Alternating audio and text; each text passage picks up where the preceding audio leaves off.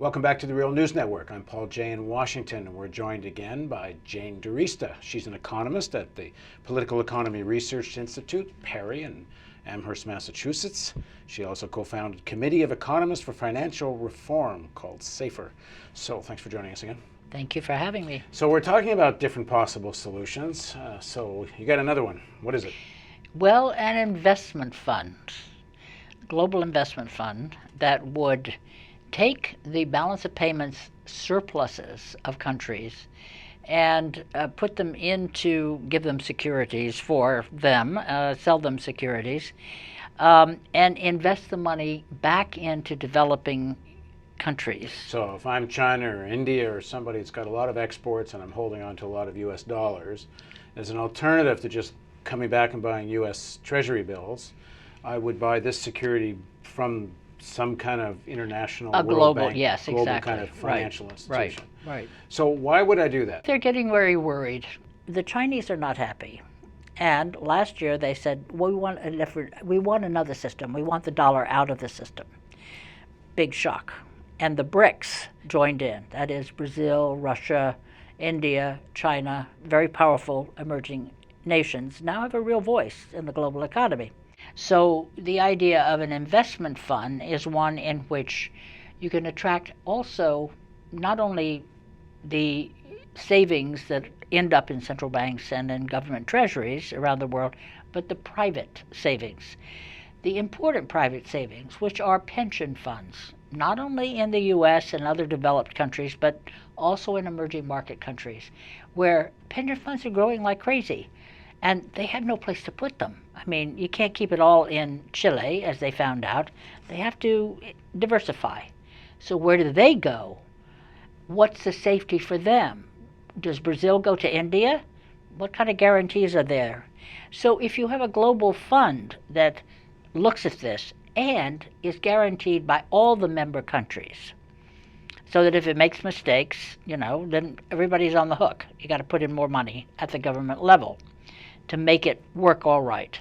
So just to sum it all up, if I get your main points, number one, the current global system of where the U.S. currency is the currency for the all global trade, the reserve currency for the world, is not very good for most of the countries of the world, and it's not very good for the American people, but it's pretty good if you're in the American banking system and you own a bank. Right. So the move towards some kind of reform is really being blocked at the level of finance. But as speculative and as many people call it parasitical, this financial sector is, we're at a time where the politicians in the U.S., but certainly not only the U.S., in much of the world, are so entwined with this finance sector that the politics is pretty much as parasitical as the banks. And so you can't get any serious, especially in the U.S. right now, you can't get any kind of serious legislation through that would just even mildly reform the system that caused such crisis. Then the other thing we've been talking about is on the other side, if the fact that wages have been static for so long is that it's one of the fundamental roots of the problem. There's no real purchasing power. So sum it all up for us, where we're at, and what do you think ordinary people, what conclusions they should come to?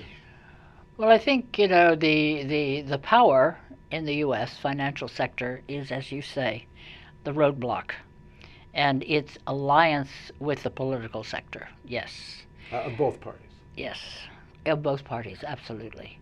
But at the same time, what we're seeing is other countries, they may not be more democratic, they may not be more holier than thou than we are, they may have their crony capitalism, etc., but they also have their self-interests.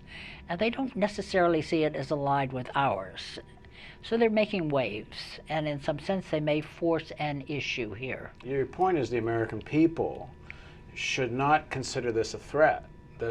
Right. To reform this global system the way some of the other countries want Exactly. is actually good for Main Street.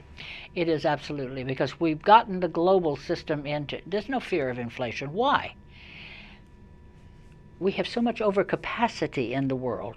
We have forgotten the sort of basic economic practical position that Henry Ford offered us back in the 1920s when he said, paying my workers $5 a day because that way they can buy what they make. The workers of the world cannot buy what they make. Well, even more specifically, the workers of Detroit that used to make 28 Well, bucks there's an that. hour are now Them. making 14 bucks an hour.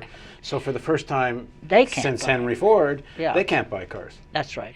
What they haven't focused on is, well, so why is the dollar so strong? So why can't we make and sell abroad and here in the United States our own goods? It's not only the cost of labor. It is the fact that the dollar is overpriced, and consistently so, because that is what the central bank does in order to keep Wall Street running at its fast pace. This is incredibly unknown, that the value of your currency can change your life. Most people do not understand this. They assume it's wages or other things that are going on in the economies. But it is so important to look at this particular element in the global system and understand that what is happening now, as economies are under the gun and very vulnerable and exchange rates are moving around rather volatilely, that you have an exacerbation, if you will, of competitiveness. And we're repeating, to some extent, those things that happened in the 1930s. Which wound up leading to World War. Exactly. Thank you. And thank you for joining us on the Real News Network. And don't forget the donate button and the 85944. Text us the word news and you'll send us $5.